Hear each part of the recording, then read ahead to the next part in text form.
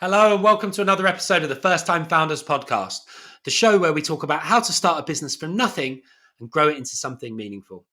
I'm Rob Lydiard. I'm a professional implementer of the Entrepreneurial Operating System, or EOS, which means I work with entrepreneurs and entrepreneurial leadership teams to help them get more of what they want from their business, whether that's setting and hitting targets, becoming more disciplined and accountable in executing a vision, and improving team health, because we can be a little bit chaotic in startup world.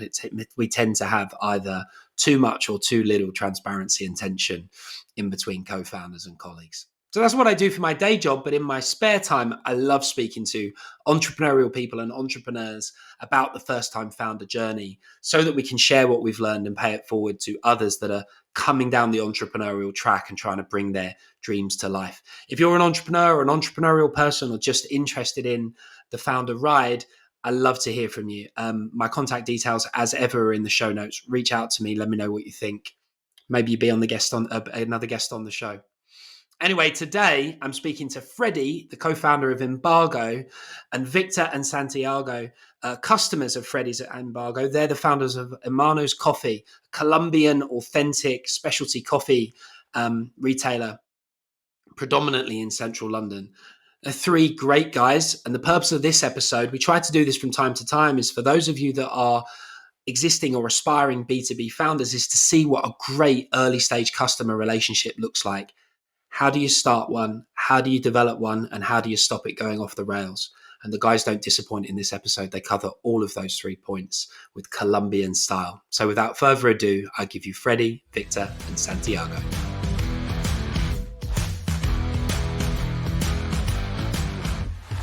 Gentlemen, welcome to the First Time Founders podcast. Thank you so much for doing this, guys. Yeah, thank you very much for having us. Thank you very much for having us. All right. So I know that all of you, or at least 2 of the 3 of you, are becoming independently social media famous. But for those of you, those that are listening or watching that haven't graced your presence on social yet, would you mind just a quick introduction, like personally in your businesses? I mean, Fred, why don't we start with you and then we'll go full Hermanos.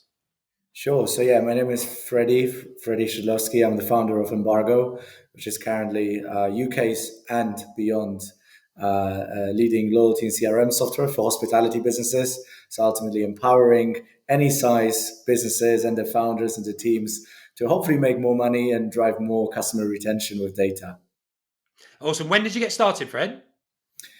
So I think we first started, fiddling with the idea and sort of, how the app should look like in 2017. But we really launched the app and the CRM system around summer 2019. That was, I think, around the time or just before we actually started working with Hermanos Old Street and Shoreditch. I believe there was the 2 sites back then.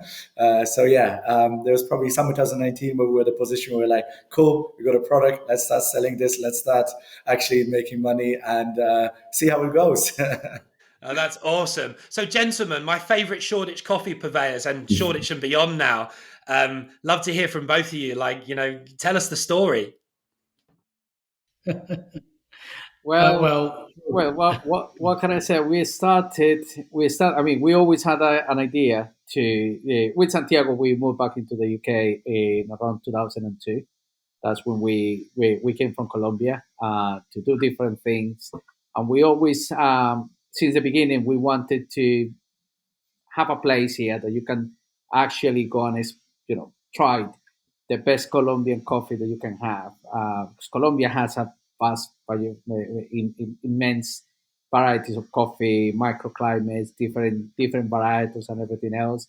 And we always had the dream. So in 2016, we started with the project after Santiago. I've done quite a little bit of traveling to Colombia and stuff like that and everything. And we are starting to play around a little bit. Santiago, you want to add something to that, to the humble beginnings that we had? Well, I mean, after I went to Colombia for a couple of years, 2.5 years, to take a break from the UK for a little while. And when I got back in 2016, end of 2016, I started to play with experimenting again and I did quite a lot of work in Colombia whilst I was there, visiting farmers, doing more roasting courses and more things, trying to get more, more knowledge about coffee, even more. And we started playing here with a little kilo roaster in the house, at the back of the in the lounge, roasting coffee, experimenting with coffee. The dog used to eat the coffee that was dropping. There was coffee dropping on the floor, and my dog was eating the actual coffee, and she was going crazy. But I Yeah, think she she was was our first crazy customer. She was our because first customer. I think she was going crazy because she was Colombian anyway. She was like, yeah, very, very. We brought the dog from Colombia, but yeah. So and then we opened our first shop back in pretty much around the same time as Frederick, 2017. And So the was the first 2017 we were experimenting, and 2018, June 2018, we opened our first pop up just opposite my house in Waltherstow in Black Horse Road. That was our first shop. It was a pop up. We started there in a community center. It wow. was across. That was right opposite the building I was living. So is the one in Black Horse Road was our first shop. So from a pop up, how long was the first lease on the pop up? Well, it was 2 weeks. I mean, we opened there for 2 weeks, and then, but then we were there, and the ladies who were running the community center, they were like, "Oh, do you want to stay longer?" And we were doing. I mean, we were happy there, and we were like, "Yeah." We also had already the contract for also a pop up in Ulster Station, uh, but the one in Ulster Station was like 4 weeks later. So we were like, okay, we can stay until before we go to Ulster Station.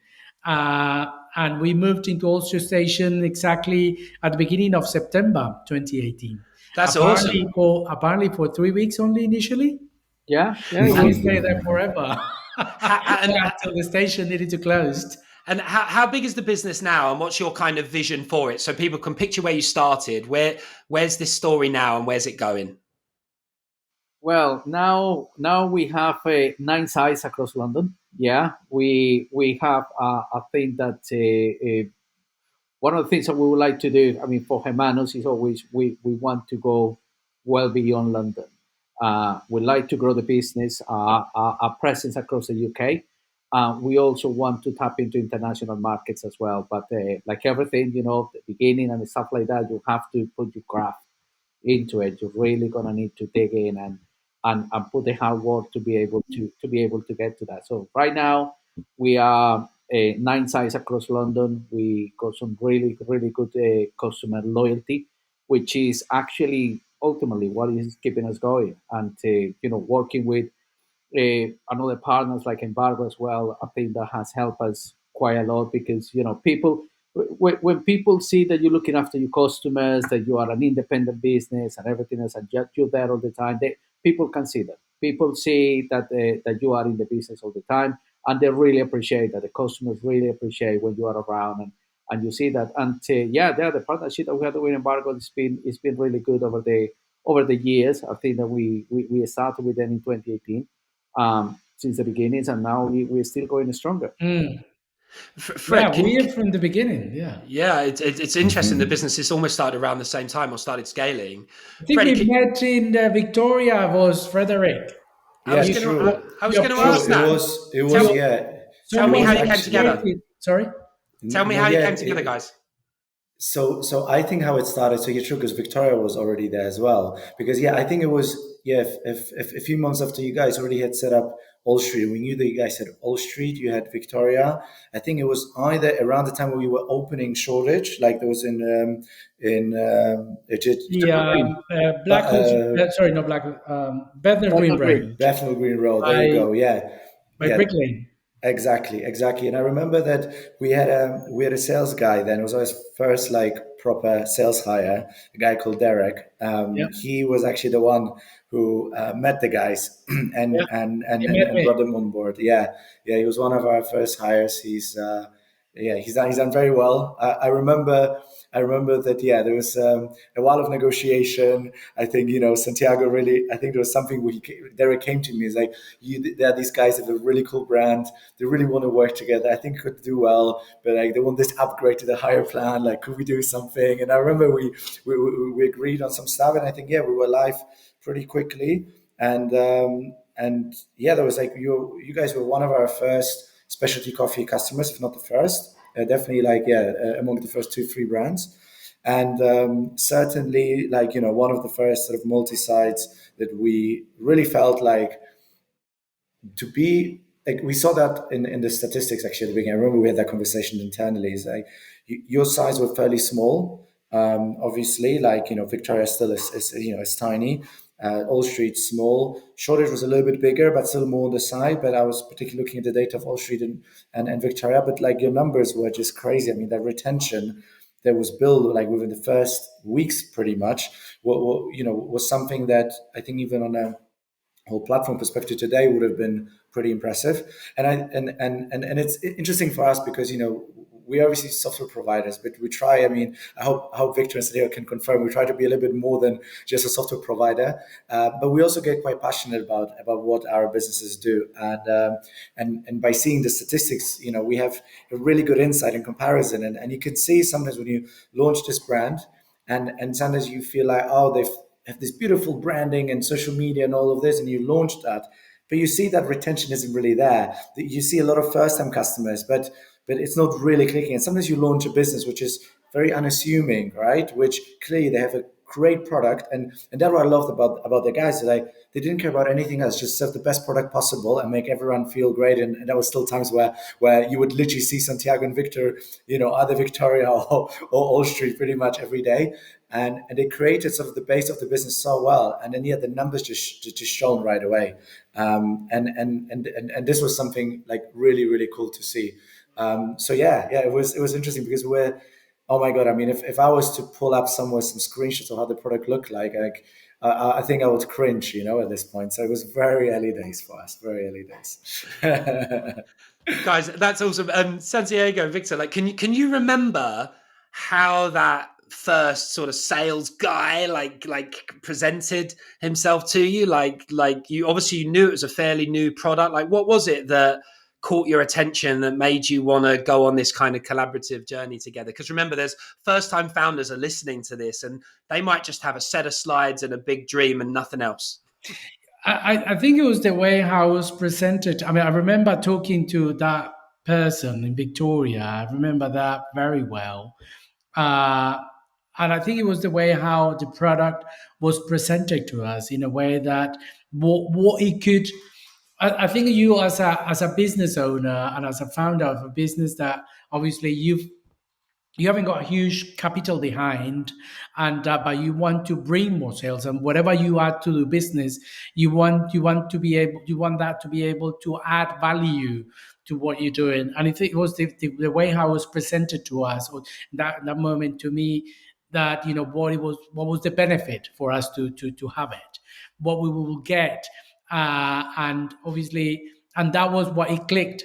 And I remember, obviously, after I spoke to the person from Embargo, I told Victor and Adnan, Adnan is the other founder of the business, and I said to them, "Look, there is this app that we could use for our loyalty customers, our loyalty card, and again, as I said, we saw that there was a way of adding value to what we wanted to do, and to keep rewarding those customers who didn't want to keep that piece of paper, the typical loyalty card that most people walk around with, because not many people want to have too many things on their wallets.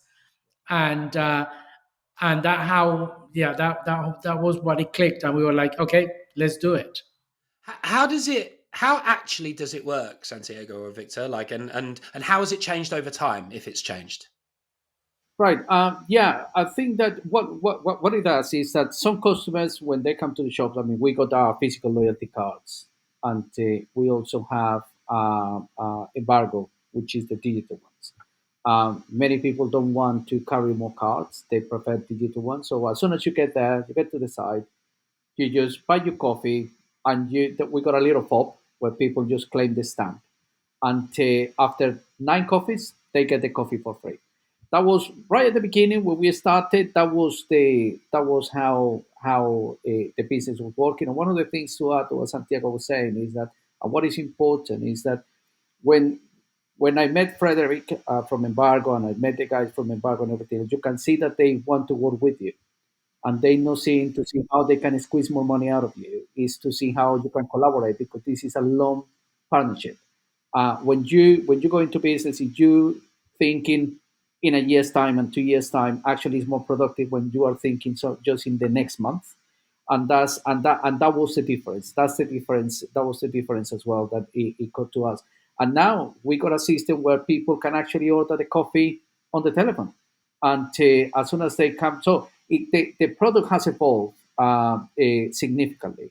I think that the product has is a very good reflection of the passion that I can see on Frederick when he talks to us about the product, because every time that you feedback to them and everything is very reactive, they're very proactive in that sense, to try to fix things, try to make it things go as smooth as possible. And I think that it always helps when the other person is in your same shoes, in a sense that you want the business to work. It's your business, it's your sweat and tears that is going into that, and so you always do whatever it takes to keep the customer happy. The same way how we do with our customers with coffee as well.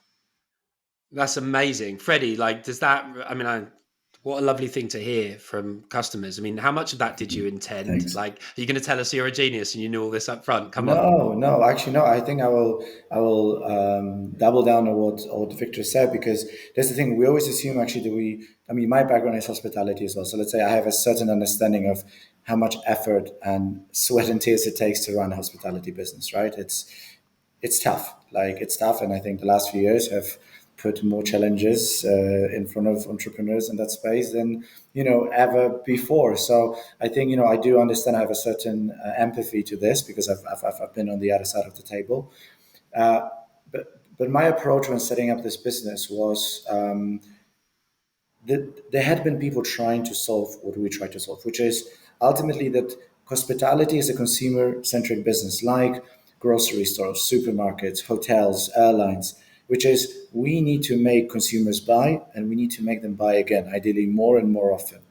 Now, and I always felt like all the other consumer-centric business really nailed the data capture, the tools to build that relationship beyond that experience in store, right? Because, like, especially for businesses like Santiago's and Victor's, where they had a vision, we want to grow this, we want to build this. We're not going to be in every shop every single time when a customer walks in. So how can we build and engineer something beyond the hey, how are you doing in store, and a great product? How can we build loyalty beyond this? How can we build a relationship beyond this? How can we keep people up to date with what's happening, how their product evolves? I mean, if you look at even the branding from when we started to today, I mean, today they're leading the way in the way they present themselves as a business, right?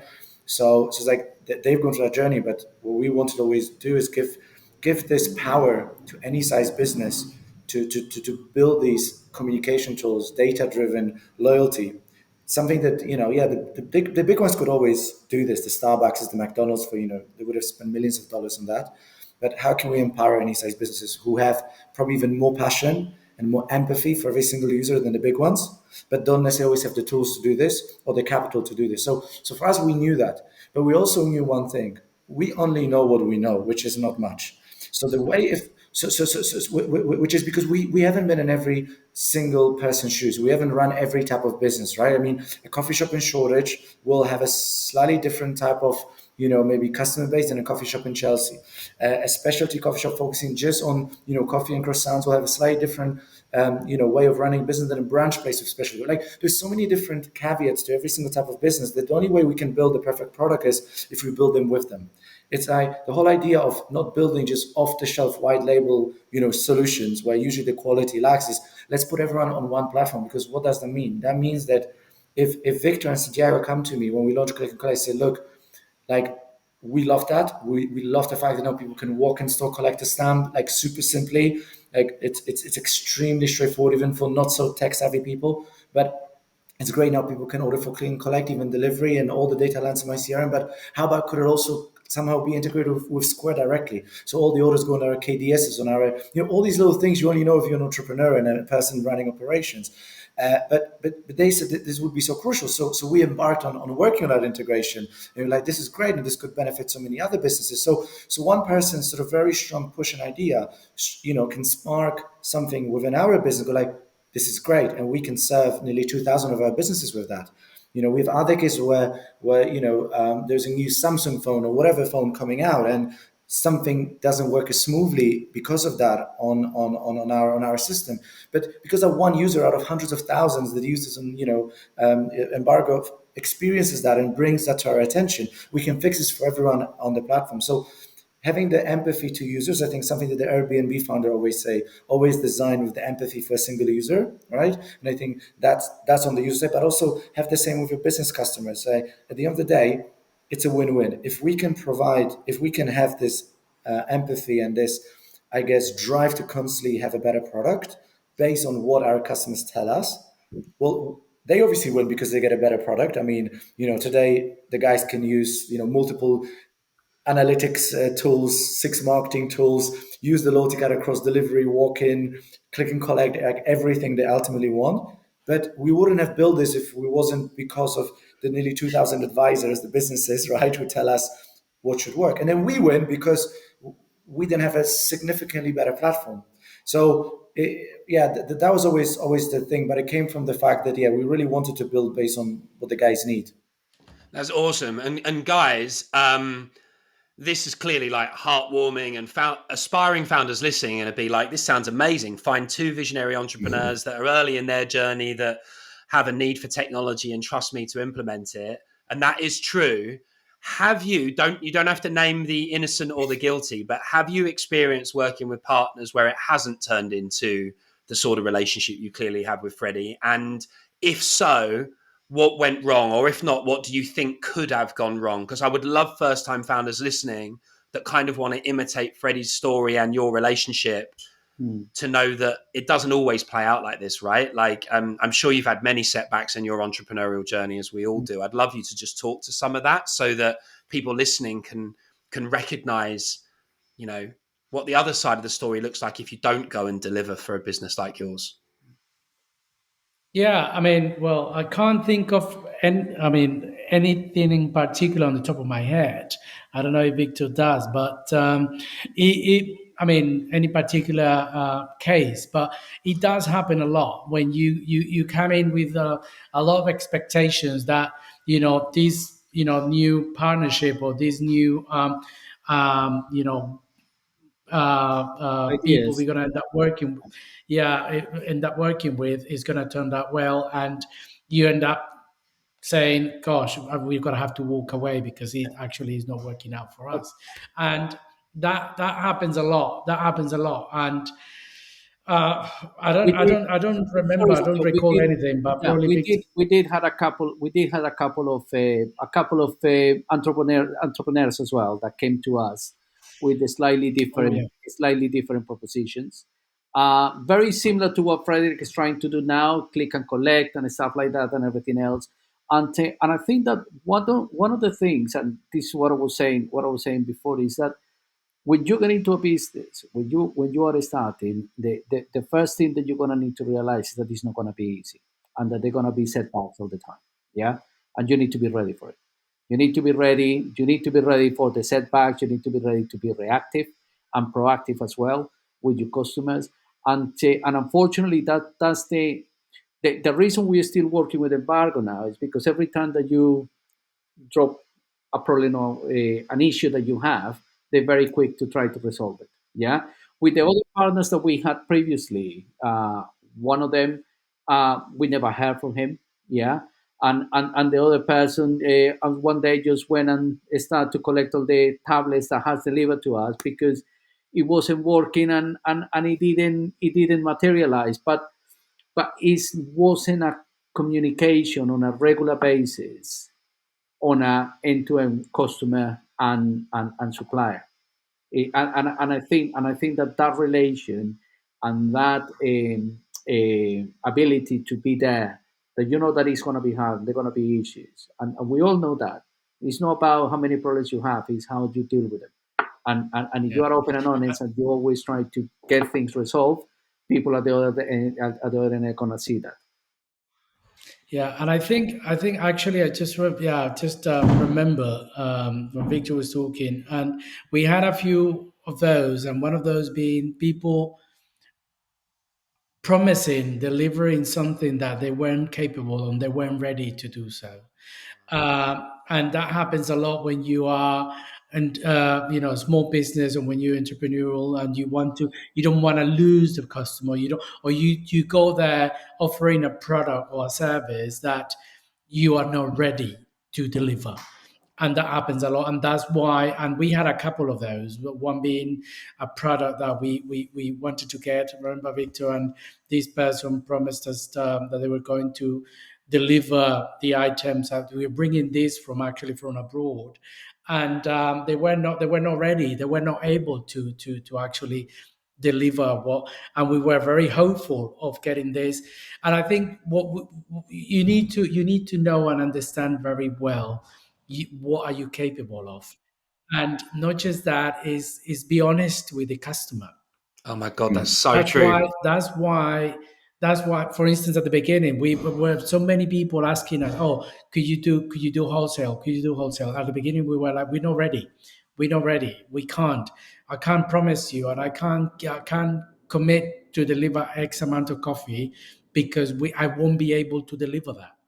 And I could have said at the beginning, not to lose the customer. I think that would have been worse, because then, yeah. So then I think that's the most important thing. Know what you're capable of, and not try to offer something that you're not able to deliver. It's such a good point, Freddie. You must see this all the time in the tech founder community. I do.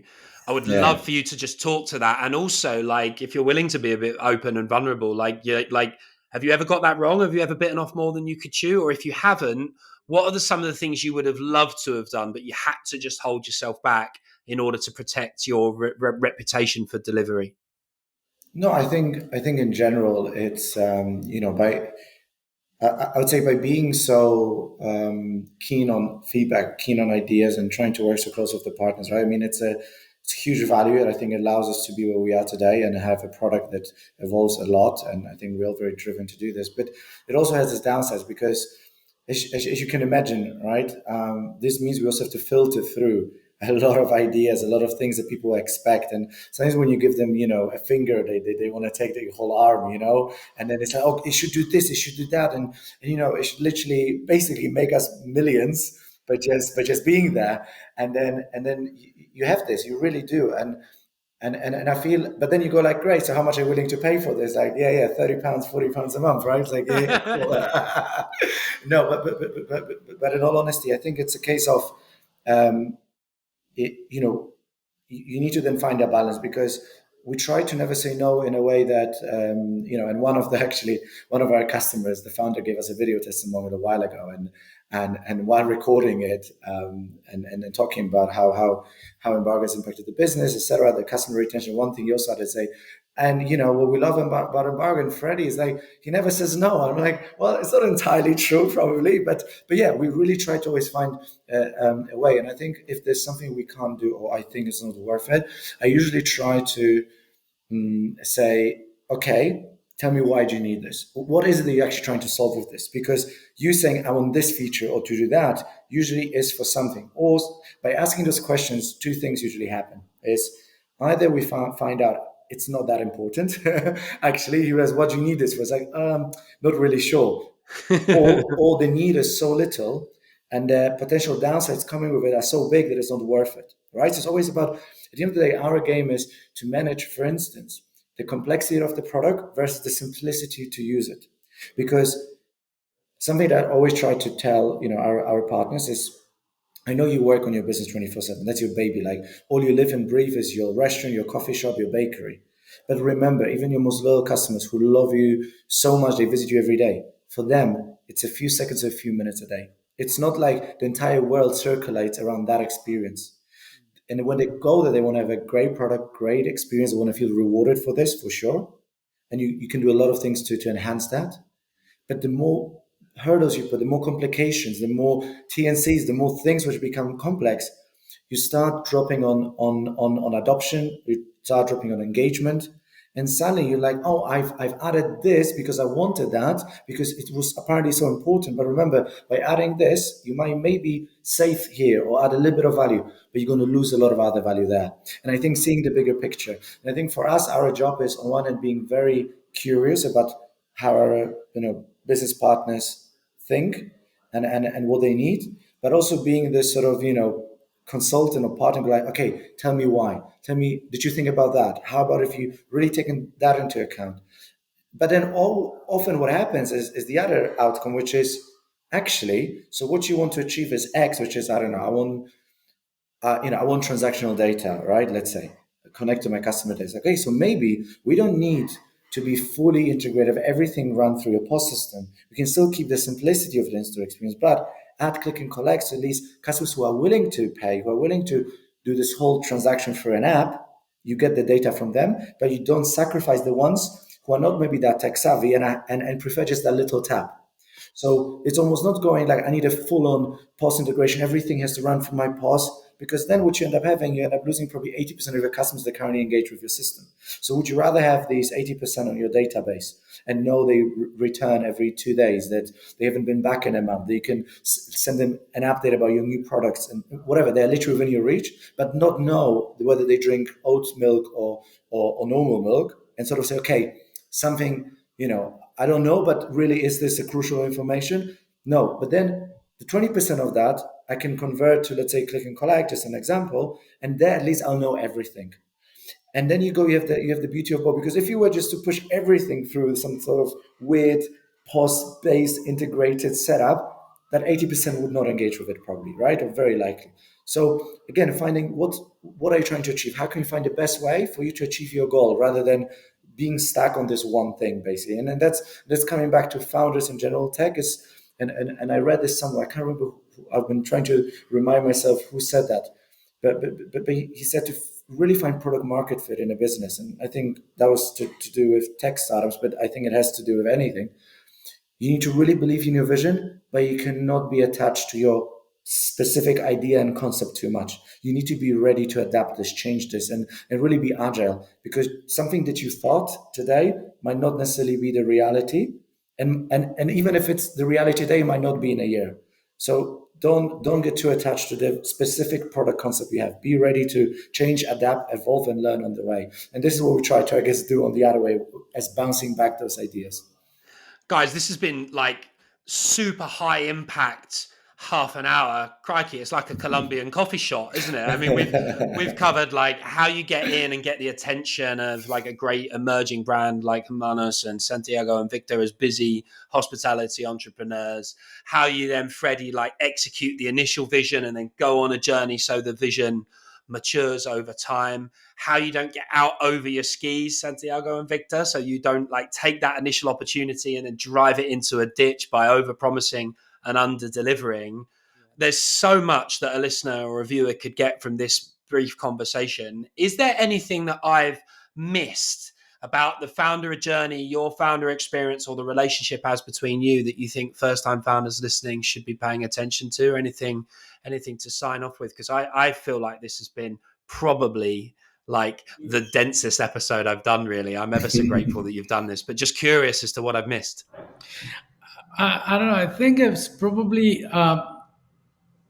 it's important for people to know when they are going to embark in this journey, is that they think that to set up a business or to be entrepreneurial is just put up a website and start selling, and sales are going to start coming from I don't know from where. Or if you open a coffee shop or a bakery or a restaurant, and so all of a sudden you're going to have a queue that 2 streets down the road. It is not that easy, and some people underestimate that you're gonna have to get your hands dirty. You're gonna have to get down on your knees and do the floors and do things and do everything. And sometimes you're gonna feel like it's just you. But people who probably don't have not probably not the knowledge, but don't actually understand that they're gonna have to do that, they easily quit. They easily say, "Oh, this is not for me," or and they actually are not really passionate about that. They actually don't. I don't actually. I'm not actually confident and sure of the product and the service that they think that they're providing, and they just quit because they see it's too hard, and that happens a lot. Victor, have you ever thought about quitting on your brother? Anything to add as we sign off this episode? Oh, I think look, it's one of the things that you need to love it. That's the one thing. I think that if you love what you do, I think that you're gonna wake up every morning trying to just make it better every day. And that's one of the things. Whatever you do, you need to be prepared to stuck in and do the dirty work, because that's always gonna be there. That's not gonna go away. But if you love it, every day, no matter how hard it is, you just gonna carry on doing it. And I think that it is hard, but it's very rewarding when you see, especially when you see customer comments, when you see your teams delivering that, and you hear the feedback about the product that you are selling, serving, or whatever, or making. And I think that that's when you realize actually it's worth it. Everything is worth it. Yeah, and I think the reward thing there is when you get feedback. I mean, we're not talking about money. I think we're talking about is when customers are truly happy with the product and service that they're getting from you, saying, "Oh, I come here every day. I love your coffee. Well done. This is fantastic." Or yeah, or how, for instance, how good and happy we feel like working with Frederick because he keeps evolving and providing more features that actually are more in benefit for us to get the best out of it. I love it. Freddie, any final words of wisdom for our first time Yeah, founders listening? I think for sure, as the guy said, it's you have to be ready for a crazy ride, and I think it's a ride that it's like you cannot compare this to anything else. And I think Ben Horowitz once said that as a business founder, a business CEO, you sleep like a baby. You wake up every 2 hours and cry, you know. So and and I think you have to be ready for that. And I think it's it's Very the true. sort of thing where I always say when you're in London and I hear someone complaining about rain, and it's like, do you still complain about rain in London? It's almost like you have to be okay with this. Like you know it's going to be there. It's the same thing like when it comes to problems, issues, challenges, moments where it seems like there's no way out. It just Yeah. becomes like rain in London. Yeah, it's just rain today. So what? Not the first time, not the last time. I think you have to be ready to embark on this really tough, mental and sort of physical because of late nights, working journey. And as you said, like embrace still what are you really passionate about, and at the end of the day, this is a marathon. And I come from a bit of a sports background, and my dad is um, a sports manager in track and field. And one I love one analogy that one of my coaches once told me, and I saw this always when watching track and field at the Olympics. When you have these like runs which are like 3-5 kilometers on a stadium, and then you have the last 100 meters, and you usually have like two runners literally going head to head, and suddenly one takes over and finishes first. But it's never because he suddenly accelerated after 5 kilometers and barely briefing. It's just the other one just couldn't keep up, just couldn't keep going. Every day wake up like we do it again, we do it again. It's about the consistency of pace rather than trying to like go on a hype and try to accelerate. Just consistently go beyond it. Is it raining? Is it is there another fire to deal with? Doesn't matter. You just keep on going. And I think with a smile and some passion in there as much as we can at least. And you just have to be ready for that. Gentlemen, thank you so much. Like, what an inspiring, wonderful relationship. And I really do appreciate you sharing your story. Thank you.